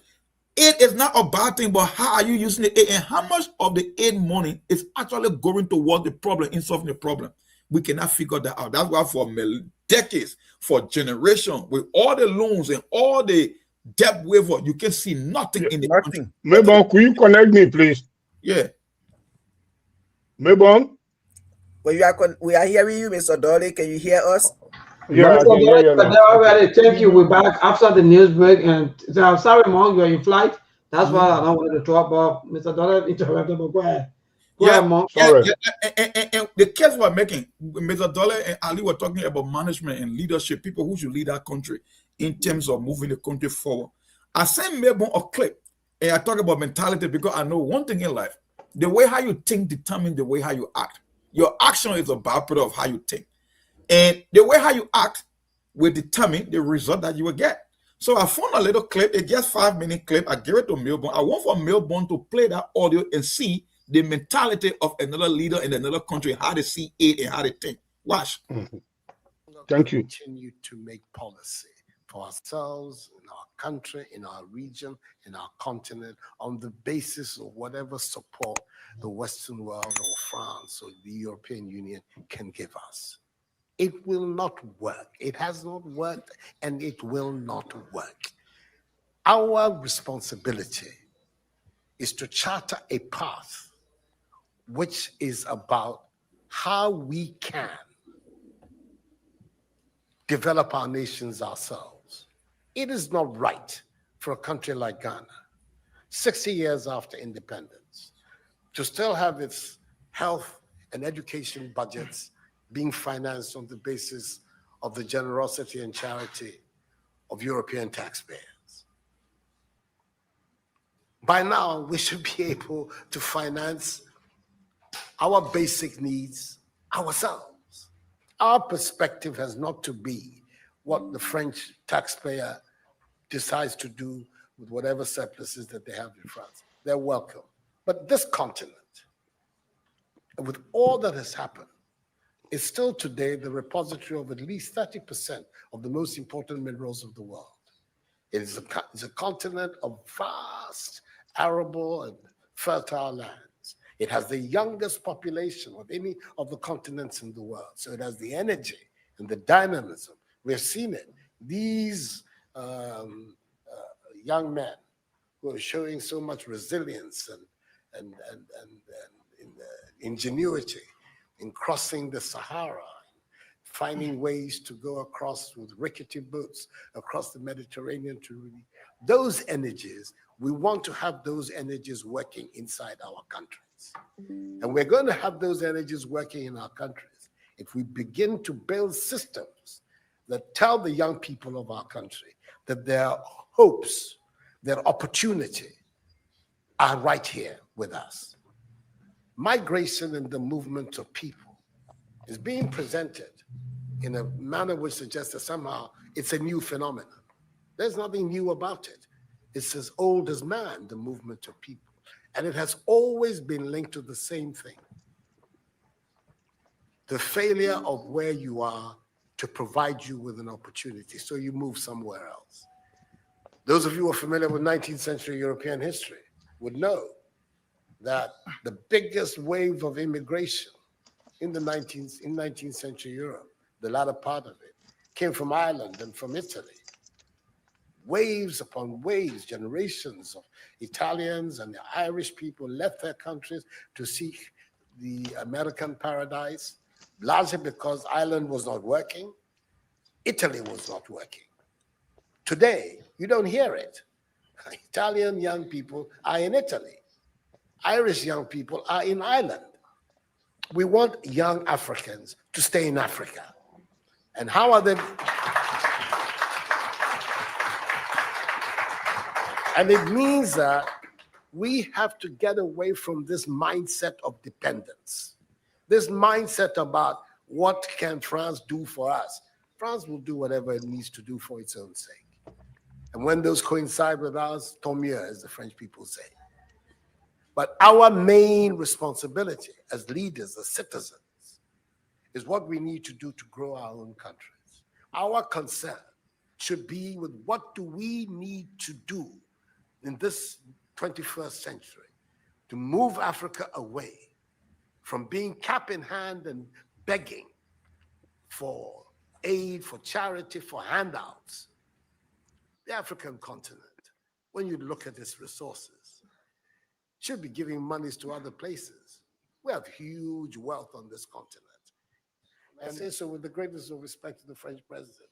I think that the cooperation of France is something that I am, as you know, a strong friend of France. I am Francophile. So I don't have any difficulty with that.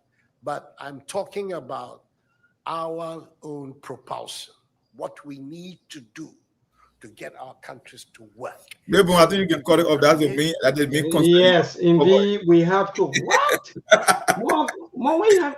More. I think you have to. That's why I told you about mentality, right? You see, thinking. The man thought that was the biggest embarrassment a foreign leader has ever received from an African leader. He lectured him. He told him, we contain 30% of all the resources in the world in Africa. We have the youngest population. We got the most energy. Why should the French taxpayer be financing education and healthcare in Ghana 60 years after Ghana independence? It is the responsibility of Ghanaians to take on and fix their own country, not the French, because we know you're not doing it with good interest or with good outcome. You are not doing it with good intent. There's something that you want.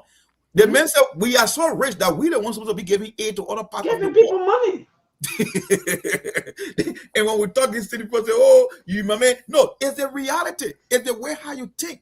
That's why in our country, your mindset, you are too little. We are too dumb. We don't take advantage of things we're supposed to do for ourselves because our politicians want to give us skills. They want to steal because they know someone will be coming to build it out.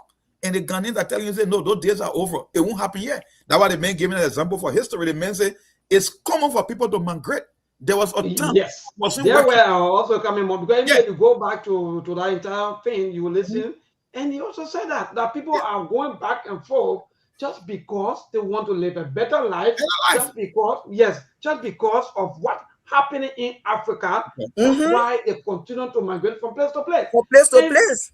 And logically more, do you think that it makes sense that Liberia or Liberians are moving right around? They say Africa, going to Rwanda, they go to school. You have part of our citizens, children, young people in around Africa, even though Africa is struggling, but the other one that at least they're a little bit up to tax. We're sending our children. I think that's what he's saying. Maybe let me just close up before I can turn it over to Mr. Ali and Mr. Dolly, right? You listen to the Ghanaian president. He said there was a time in history that Europe wasn't working. That's why you saw the wave of immigrants from the early 1900s. They were all European that came to America because America was working and they wanted opportunity. It's part of human nature to move somewhere that will give you opportunity. All over the world is in history. He said our young people are dying on boats. They are drowning in the sea because they're looking for opportunity. Those days are over for Ghana. Yeah, we want for Ghanaians to work in Ghana, right? We want for all the good things for Ghana to happen in Ghana. Let me tell you something, maybe just recently. That's where I knew that Rwanda had taken a different step in history. The British government, through the asylum process, because when you file for asylum, they get something called a third party, right? Now, if you even look on the Arsenal jersey, on the arm, you can see there, Visit Rwanda. The sign of big contact with Ghana. Jersey say Visit Rwanda. The British government gave Rwanda $300 million so that people that want to come to the UK, they can transition in Rwanda for that political asylum. Because that $300 million, they got infrastructure, they will get jobs for them, they will open factories for them to keep them busy while they are in Rwanda. Can you imagine an African country playing host to other people that are seeking asylum to a European country in Africa? It tells you a lot how they have improved, how they have brought about services and improved their country over time. The case of Liberia, Ghana, just 60 years.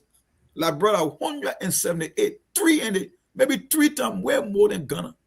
If Ghanaians have that kind of a mentality, now you're telling me a country of 178 years, you dancing the internet for some money and you're not even giving account for how. In fact, we've been waiting right now as we speak right now. They are, in fact, they're already in meeting why the MCC will get 250 million or why they'll get 500 million.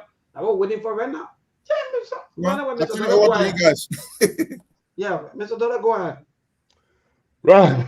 You know, Melbourne, Brazilian Monday, that video really say all that I wanted to hear in my life.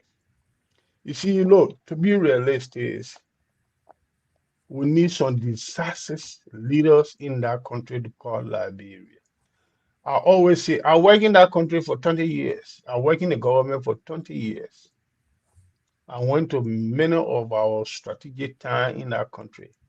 and I see how our citizens are living below poverty. We're not talking about poverty, below it, simply because of the mindset of our officials, the hierarchies of our country.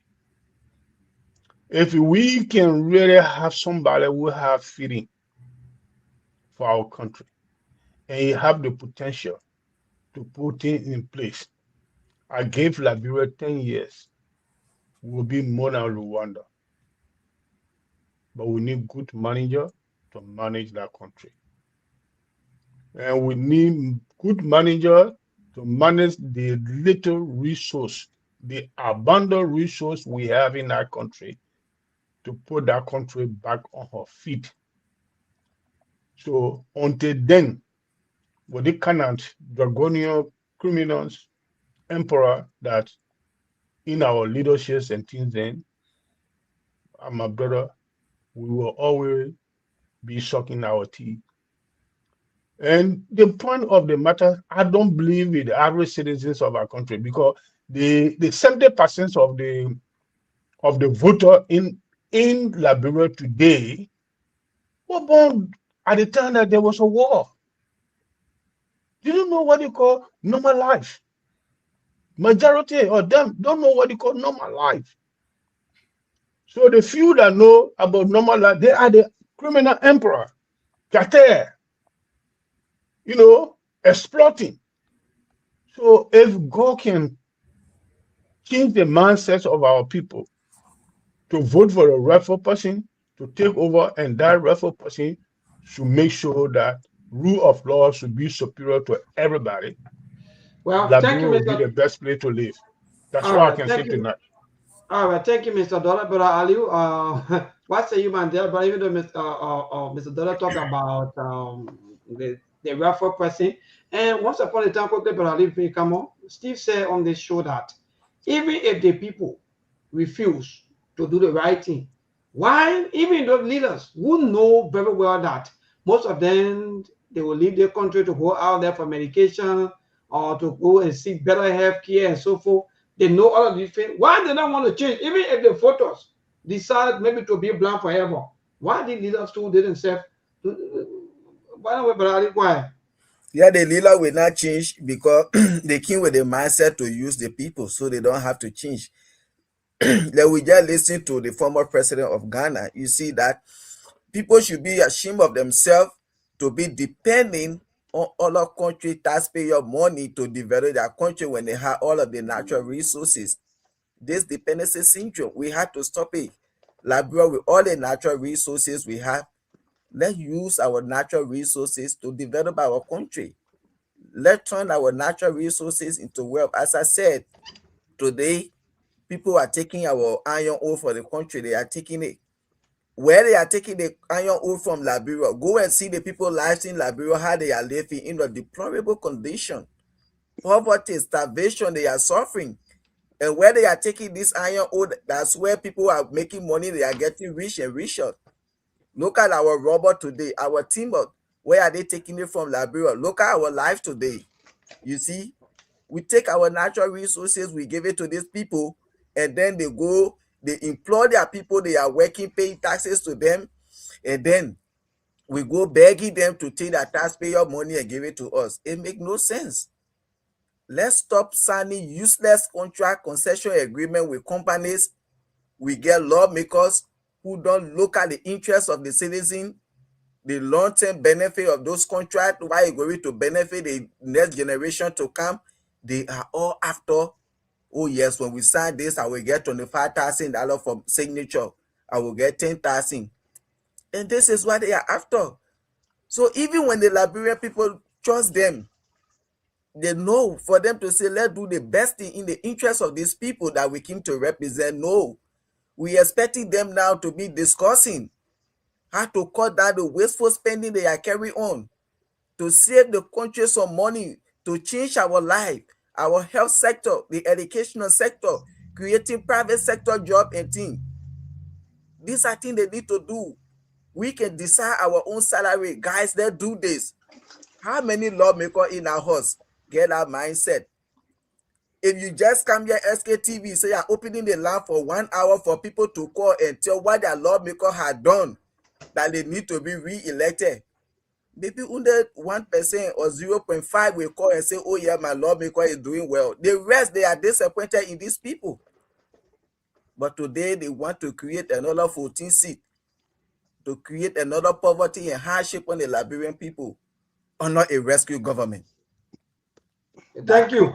Thank you. So quickly, if I can go to the line, let me ask you this question. You know, this country is indeed interesting. Yesterday, Liberians, especially the one from the rescue government, or in fact, they support us. Yesterday, they were lashing at the same American today that they are celebrating. Well, what kind of people are we? Well, we are just confused people that don't know what they want. And when you don't know what you want, even if somebody is trying to give you what you want, you still won't be able to identify because you don't even know what you want in the first place. That's why we keep changing presidents and leaders, because we are still confused. The voters cannot definitively tell you what they actually want. When you open the line and tell someone in that, bro, I give you 1 minute, tell me in one sentence or one paragraph what you want to see in that country to believe that Liberia is making progress. I can bet you more than 80% won't be able to tell you. If you want to try, you can open the line right now and tell them, just give me 30 seconds, elevator pitch. Tell me what you want to see in Liberia to give you an impression that Liberia is doing better or making progress. And just listen to the responses. So that's the problem. I'm not surprised. Well, thank you. Before we go to the line quickly, 30 seconds in pass. Let me just add up to what Brother Ali stated, or in fact said about, the lawmakers and the president. Brother Ali, for me, most of the time, I don't want to blame our leaders, especially the president, because when anything, there's a saying that anything that happened with a unit, the ringleader take responsibility. No matter what's going to happen now, if the government succeed, they will say Jota Yima Bwaka government.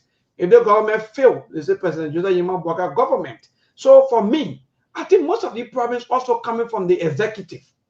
It is the executive executive that also giving room or giving breath to most of the dubious acts, because, like for example, we've been getting a lot of unconfirmed reports that most of the SOEs they are not even contributing anything to the budget. So where the monies are going? Where the monies are going? Even you have one, like for example, you have one central bank governor that you're paying almost alleged 15,000. So who do all of these things? It is the executive that gave room for all of these things that are happening today. But again, I go to the line to interact with our people. I just wanted to patch you with that.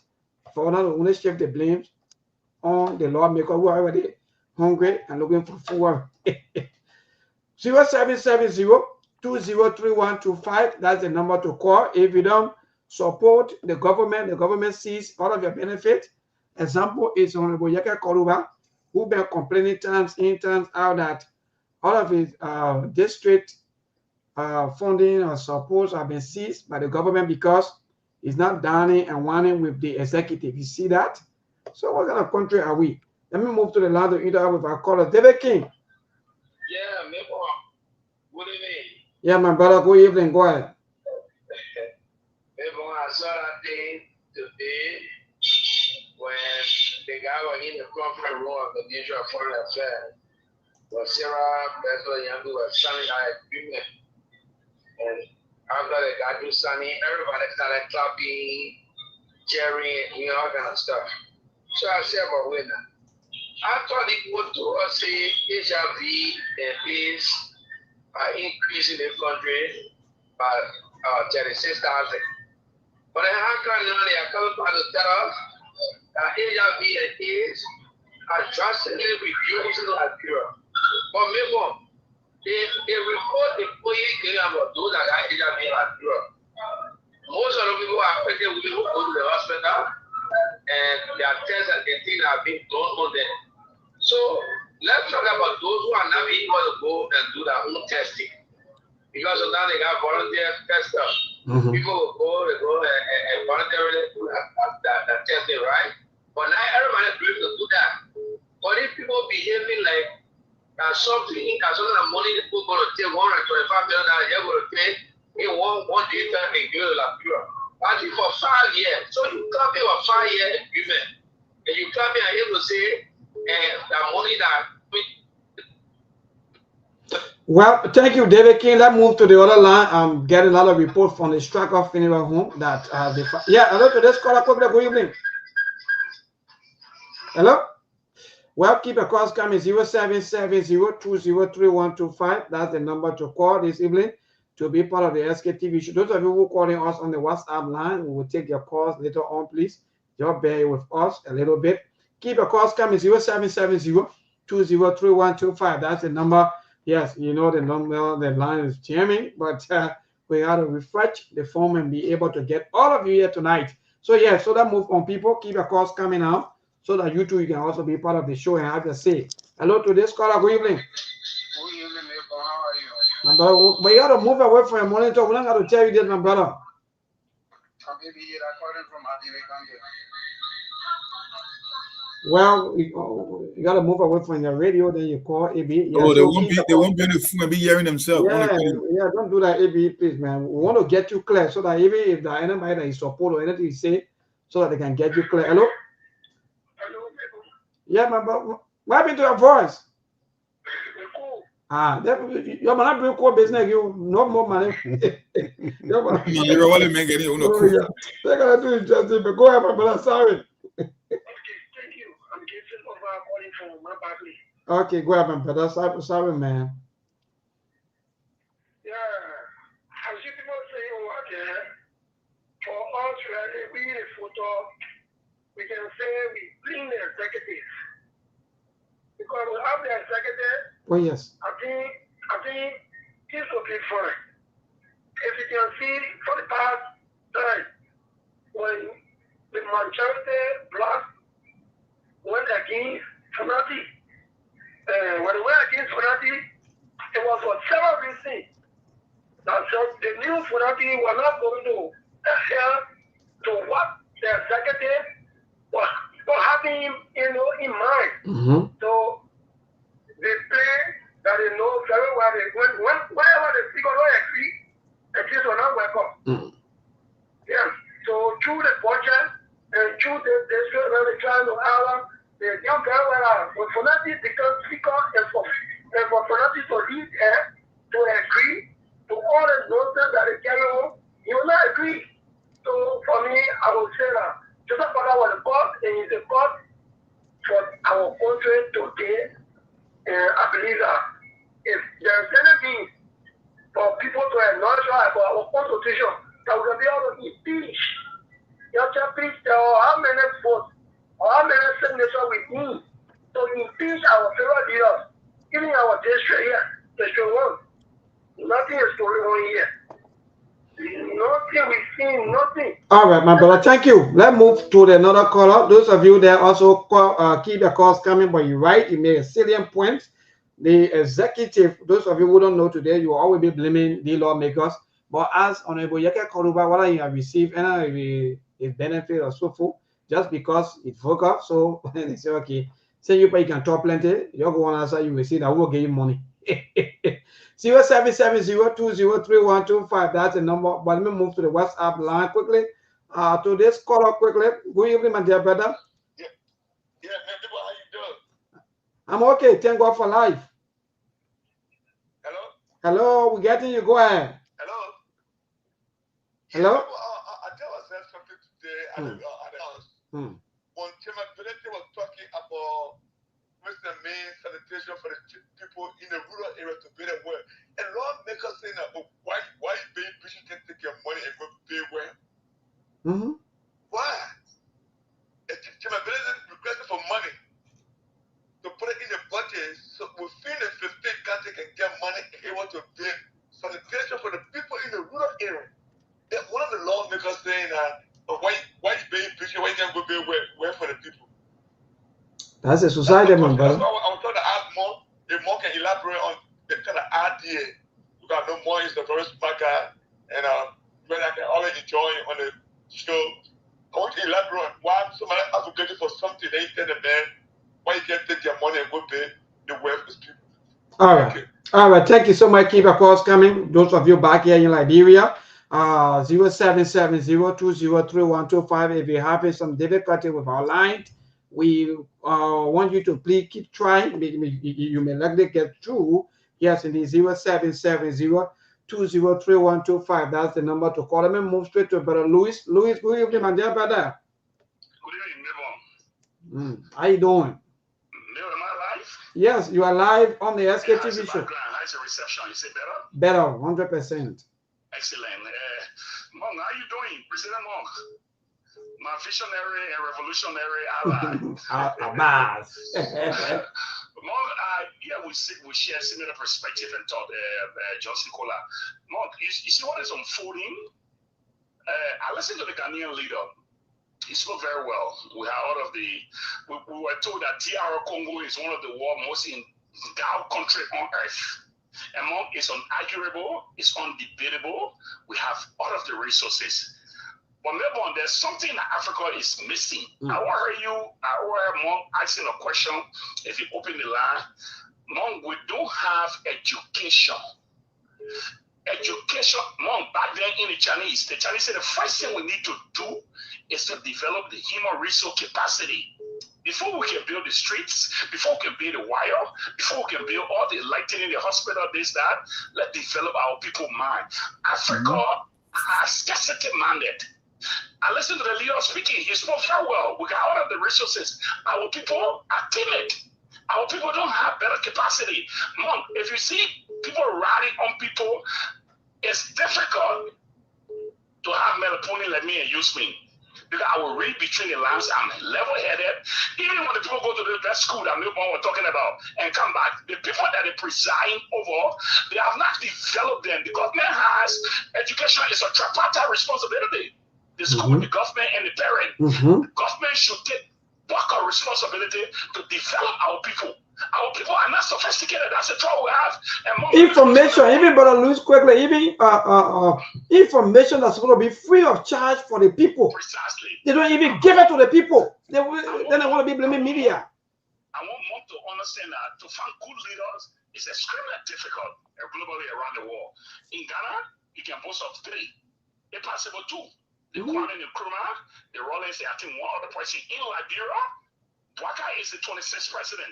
We still remain as William Aratoba as our most outstanding president among the 26th president. So it is difficult to find a good leader. It's extremely difficult. Human greed, human wants, but among our people are not developed. Our people are not sophisticated. We don't have it. You're asking what I really want for Liberia. If you ask me more, trust me, I won't call for companies. I won't call for factory. If I have my president to get meat going, say, Tony, what you want? I want a 100% education across the board, enlightenment. No, Mom, and Melbourne, when your people are enlightened, they are strong. No, but you're right, Brother Louis, because accountability. We're lacking a monk. So the lawmaker, Mom, I share this story with you. People go to work. Look at right now, the Portugal creating 14 seats. What business are you using to create those 14 seats? If all the 7 stay home tomorrow, if all the next thing, the doctor, the police, the government will shut down. Oh, yes. But the people are craving for the 150 job. They are craving for the 200 job. They see it as you hear a parable say, when you kick a guy in the room for darkness for 2 years, then you flash right in that room. Yeah, when Tony get in. No, even doing volunteer job, Brother Louis. There's somebody making $100, $150. Of course, you want to car, you want to fight. Why you break in the room? The room should remain dark. Perpetual darkness. Thank you. People are lacking because we don't have education, we don't have development, we are less intelligent, unsophisticated. It's what bothering the country. Thank you, my brother. You're right. You're right, man. Dear brother. That's why when you post, they cost you nothing. They have to say, hello, good evening. Yeah, my name is Sammy Radio, calling from Toronto. Yeah, my brother. Go ahead. Yeah, man. The previous caller that just called, he mentioned something I mean that I really supposed to call. Okay. So, you see, all of these things the politicians doing today, I mean, if you look at it, you weigh it, you put it any way, it's just a mess. Look at people who live in town Congo. Every country must have a farm. And this farmer has farm to market road. You see, these are the first thing, instead of taking all that money, putting it on. Spending almost 200 million. 200 million every year just for rice. I said we're spending almost 200 million every year for rest. Yes. This is for 1.5 million. I mean, 150 million. Given to the country there, 10 million. The safety country, you open farm. Then you started with a roll. And when you go look in 3 years' time, you'll see how it will be. No, we cry. But instead of that, they will just go over and say, how little will this year 50, year 50? And I mean, if you are not saying this. All right. Thank you, yeah. Thank you, Uncle. I understand from where you speak. Today's caller, good evening. Yes, go ahead. Benjamin Greaves, call from Bassa. Okay, thank you for joining us from Grand Bassa. Problem in this country with all your discussion. Like you speak of the executive, you speak of the lawmaker. My brother.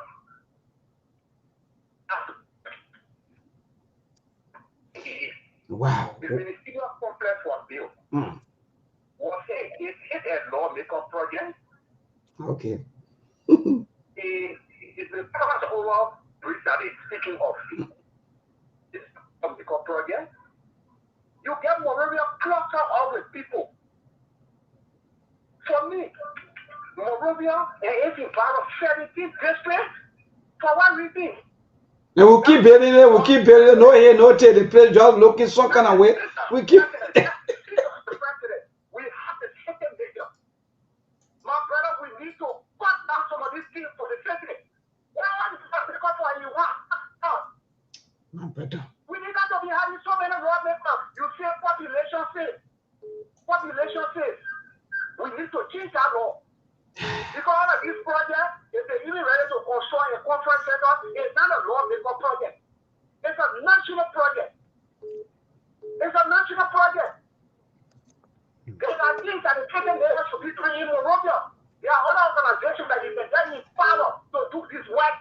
As we get Moravia, cluster all that is supposed to expand. Zero stay in the city. We have a lot of zeros.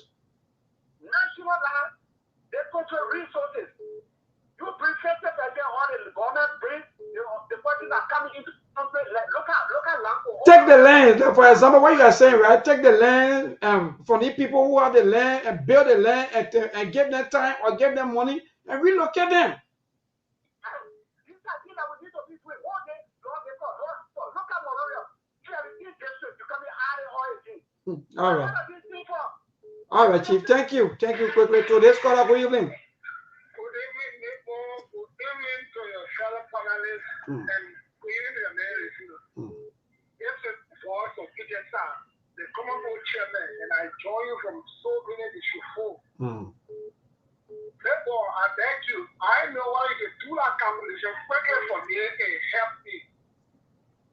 How much we are using for importation, right?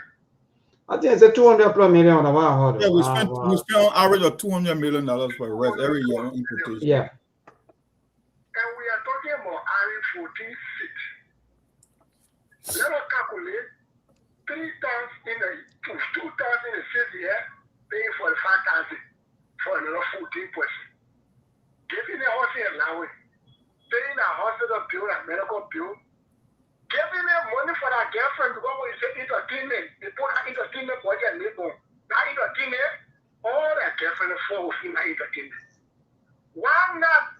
Or experienced leader who got experience, who the put door here for the 2 years experience. Why not he love it with these lawmakers and say, look, gentlemen, instead of creating a 14 seat, let us use the extra money to stop the importation, right? The government can take all rest for maybe a year or 2. Then we can make a government farm. Then government farm will create jobs. And it will stop the importation of rest. How come these people are not fast-sighted? How come they are doing these things to us? We're looking at it and they are doing it, and they are relying on the vulnerability of majority of us in the society. Why are they doing this? Why are they doing this? Well, come on, people. It's very simple. You can use that extra money, love the guy, create jobs, look for somewhere, build factory, Or even the rest, they can have become crisis, everybody can pay on it, they are using rest issue over and over. Why this our experienced president who got a agricultural background can use it as an advantage that you will leave it as a legacy? If you hear me, use this as an opportunity, grab it, and use it as a legacy. These guys are already brought up. Rather than convince them, some of the police are already speaking against it, tell them we are not going to dash it, we're not going to drop it, but the idea we are going to transform it instead of getting 14 seats, we will use the money for 14 seats to make government farm for the country for ready potential to stop, and government will take all resting potential for a few years to bring the president down. After that, they will get a kind of rest farm and employ our people. All right, thank you. You're making a salient point. I will take one or two more calls where we have a lot of panelists on the show so that we can be in time at least to go home. So we'll take one or two more calls, then we'll cross over to our team of panelists. But my brother, the common people chairman, you're making a lot of sense. These are things we'll be seeing. The people think that we hate government or we are against government. The same thing over and over and nothing changed. The same downing and whining, the same enjoyment. They say marriage making. At the end of the day, they just come, they eat all their time. Then at the end of the day, now they take you to elections, they convince you whether they win or not, they go home. They finish getting rich. That's the society, people. That's why we keep telling you too. When you are talking, you know how to talk. Hello, today's caller, good evening. My name is Emmanuel Doya. I speak to you as the former finance officer of the market becoming health aid, one of the most corrupt health aids in Liberia. Okay, thank you for joining us, my brother. Go ahead. I have a communication I submitted. I written the minister. I have 3 communications in regard to mismanagement, mismanagement of funds and materials at the market becoming health in the past regime. And today, as I speak to you, the current administration of the Ministry of Health is defending those individuals. Well, the communication. That is the reason why when I hear 10 billion goes to the Ministry of Health of Liberia, you know, it's a gift. It's a gift to the administration and not to benefit the people of Liberia. As I speak to you, it's definitely suspended without pay because of my stance against corruption in the health industry. So are you saying that most of the monies or most of the aid, sometimes when you go to these places, people take them for the personal use because these are information I've been getting?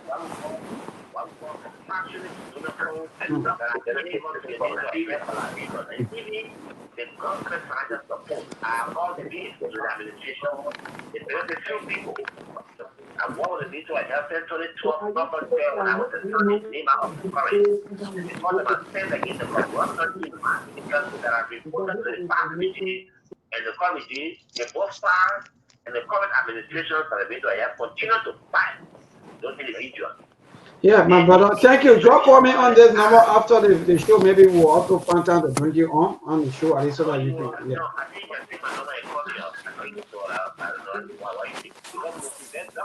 All right. Thank you. Thank you so much.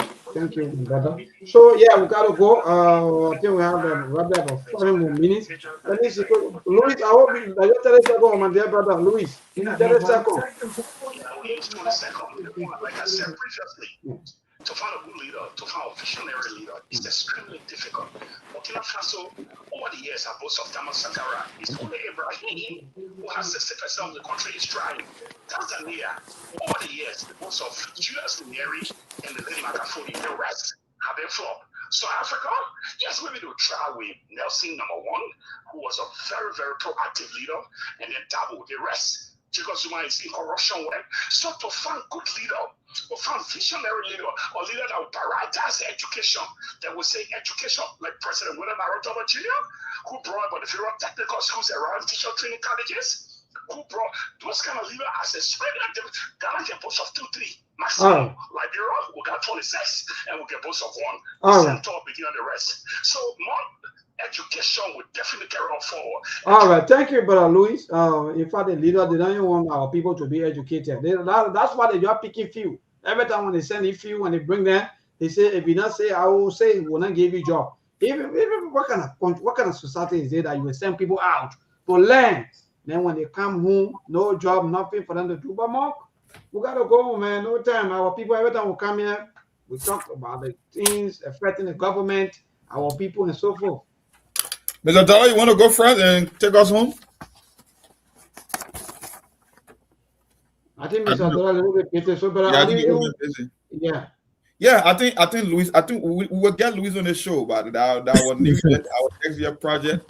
I think we got the same thought process when it comes to the country, and he said it right. You can only subscribe to things that you have a history of doing, right?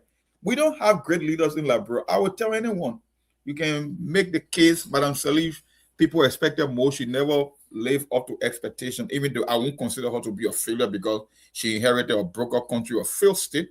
But no other president matches William Aratoba in Liberian history. Nobody dare come close. He was too innovative. He was thinking ahead, and the history are there. The thing here is, we got a whole different generation of Liberians. The youngest people or the young people, they are in the vast majority. And Louis said, if you cannot develop the minds of the voter, even picking the right president will become a very tough thing. And that's the truth. Because so politics is not only at the ballot, but it's all about the processes, right? When you look at, when you consider the present background and history, where they're capable of bringing to this country, what do I want? When you put all those things together, then you can understand why we are not picking the right leaders. Because like Louis said, you must first develop the minds of the people before you can get a better leader. In that case, we are just throwing stones, or throwing on the wall and see what sticks. That's what happened in the case of Liberia. And it will be a very, very tough process because at the end of the day, if you cannot bring that leader with the clear vision and direction as to where you want to take the country, my brother, we will analyze and overanalyze until the return of Christ or to the end of time. We will never get that leader that was so deserving of, and that's just the reality. Even in America, Melbourne, that's why the Paul has called a GI Bill to reintegrate people, the human development, education, healthcare, body, mind, spirit, everything, because you have to be enlightened at a certain level in life to make better decisions. So Louis is 100% right on this one. I think we share the same sentiment. That's where the problem is. Until we can do that, no. We'll Thank you, Mark, my dear brother. Thank you. We see you on tomorrow. Brother Ali, what say you? We gotta go. Yes, neighbor. Thanks for the show. Thanks to the caller. Like common citizen or common people citizen or whosoever that caller. The question you asked, that question goes to Joseph Boaka. He said he's an agriculturist, and when he became president, they were going to see new Liberia who were not going to depend on any other country for food. We will produce our own food. When you're talking about agriculture, he's number one in the entire republic. Everybody know what are his agriculture policy. Where are we today? We are still depending on people to give us food. And these are things that he promised the Liberian people. Of visionless leaders, he came to power without no vision, without no mindset how to govern. Thank you. Thank you, my dear brother. Thank you. Yeah, thank you. Mr. Dollar, what say you? We gotta go, please. Basically, maybe I only got one thing to say here, to be very frank. One, among all the discussion tonight, one statement that was said lastly that really touched me was the same one. Ability was making a statement that money should be located for every county health system. Let me ask more that question here. You say one of the lawmakers, for God's sake, come on and tell the man, instead of supporting him with that idea, telling him, if you know that why you building bridge for the people, why you can't take that your money to go build hospital for the people. That lawmaker, I think the Liberian people need to trace that man and know where he's from, which county he's from, or which territory he is representing, to kick him out and prepare a petition to impeach him from in that building. He doesn't work for it. Even the people, he doesn't work for it. To be very frank, what kind of human being is that? Your friend say, let's find some solution for our people, their health system. Then you say, that money you taking to build bridges, take that money and go build hospital for the people. Are you a human being? And what they can always do, Mr. Dollar, let me not cut you off quickly, we gotta go. And what they can always do, they prefer to give the people 10,000, 50,000, 100,000, maybe for transportation, and they people share the money. At the end of the day, it's easy, I pay away. Hey, see, I did one for you. That's Bad the baby top. Bad baby top. New slave lawmaker like that. So by the time they hear any kind of development news or something, they get confused. Even the poo that he poo, he doesn't work for it. He's a useless human being. Page and a half. People need to find out Sanama Bill where he come from to impeach him. Yeah. So, Mark, see all of you on tomorrow by the grace of God. I'm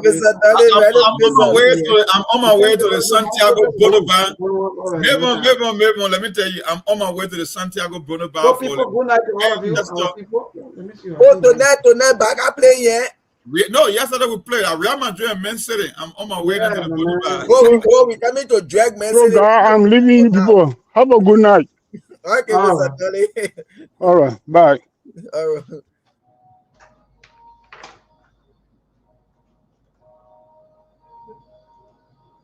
There are things we can do. We bring in good news and we give it to you. We talk about podcast and connecting people and culture from getting up out of the club. What about people who waiting to sell? The blessing that time and the effort are rest. The brothers giving us the end of the from them. So welcome my life with African. I lyrical health. Master. Play body so make you I can't Sktv venue. Say my journey, Tina get I say my yamo. And yes I know money. Emu aye yo. And you love me. Emu aye yo. Sktv, the best in Liberia. Sktv, the best in Africa. Sktv, the best in Mama Liberia. Muscle rather lofa and grandbaza. And I dine ya to money, and I sadia ya to money, and I quantly ya to money, and I could do ya to money, and I dine ya to money, and I sadia ya to money, and I quantly ya to money, and I could do ya to money, and I forget na ya to money. That's the baby, and I forget na. Cause you work on my ya to money. Yeah. Sktv, the best in Liberia. Sktv, the best in Africa. Sktv, the best in Mama Liberia. Muscle rather lopa and grandbaza. There are things we can do. We bring in good news and we give it to you. We talking about podcast and connecting people and culture from getting up out of the club. What about people who waiting to sell? The blessing that time and the efforts are rest. The broadcast we giving are real and I promise my best. To work with my life with us, yeah. From Grandfather, Nima to Lusa. From Riverside, River G to Chile. From Grand Crew, Bombing, Kidman, Monserrat, San to Bacalu. From Maryland, Bonk to the Mikey B. We the best in the land, yeah, LIB. We the best in the land, yeah, LIB. We the best in the land, yeah, LIB. Sktv, the best in Liberia. Sktv, the best in Africa.